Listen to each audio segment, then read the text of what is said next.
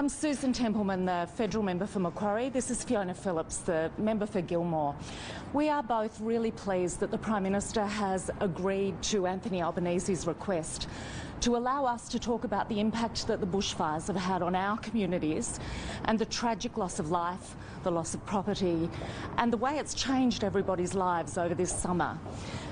There's many different aspects to it, and I'll ask Fiona just to say a few words about what her community's experienced in these last few months. Yeah, look, it seems like yesterday, the 26th of November, the last week of Parliament, I went home early to my community, and unbelievable that the fires are still raging now. So this has been going on. I think it's been dubbed by our local editor of my local paper the Forever Fire. It has been tormenting our community for months. We have seen firestorm after firestorm. Tragically, we've seen the loss of lives. We've seen, around 1,000 homes lost. We have seen small businesses lose up to 80% of their income. We have seen trauma after trauma from our people, and it's not over yet. I can't emphasise enough how much that the government needs to up their support, particularly for small businesses, and also access to funding for people impacted.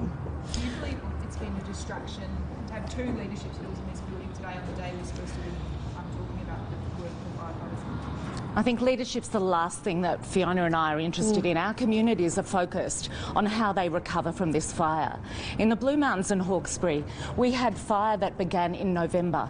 So it has been months and months of fire, with communities trying to recover in parallel to other parts of the electorate burning.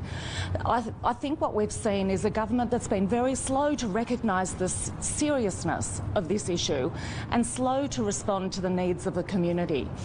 I'm slightly cynical that only today, weeks after it was announced, the details of concessional loans for small businesses have come out. We welcome those, and we hope that they will be a really easy process for the businesses in the Blue Mountains and Hawkesbury to fill in those forms and get those loans, get the cash in to help them sustain. Right now, the Blue Mountains and Hawkesbury are open for business, even though we still have fire threats. But businesses are not seeing customers, they're not seeing tourists, and we've had one dreadful summer where the entire environment has burned. 80% of Blue Mountains World Heritage businesses have gone really close to the wall, and in fact some have actually closed. So we've had the tragedy of a summer of fire. We do not want to see an economic tragedy following that, and in the Blue Mountains and Hawkesbury, if we get assistance fast, we'll be able to kick our economy along. I think it's going to be a much slower and harder recovery process for places like the South Coast. I lost my home in the 2013 bushfires. I was one of 200 families in the Blue Mountains whose home was destroyed. It took us years to get back to where we were.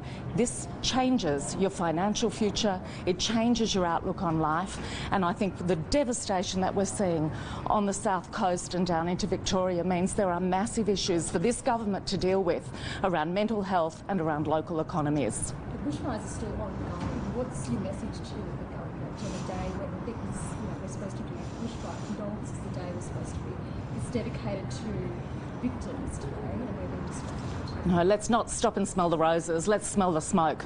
Let's remember what this smoke represents. It represents the worst fire season this country has seen. It represents a loss of life, and it represents the devastation of so many communities. This government should be focused on acting on those things, helping the recovery, and making sure we act on climate change so this isn't the norm. Thank you. Thank you.